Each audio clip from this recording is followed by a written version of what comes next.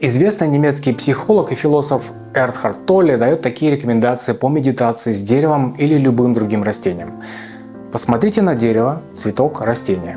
Позвольте вашему сознанию остановиться на этом. Насколько они неподвижны, насколько глубоко укоренены в бытии. Позвольте природе научить вас тишине. Когда вы смотрите на дерево и ощущаете его неподвижность, вы сами успокаиваетесь. Вы соединяетесь с ним на очень глубоком уровне. Вы чувствуете единство со всем, что воспринимаете, через тишину. Ощущение своего единства со всем сущим – это истинная любовь.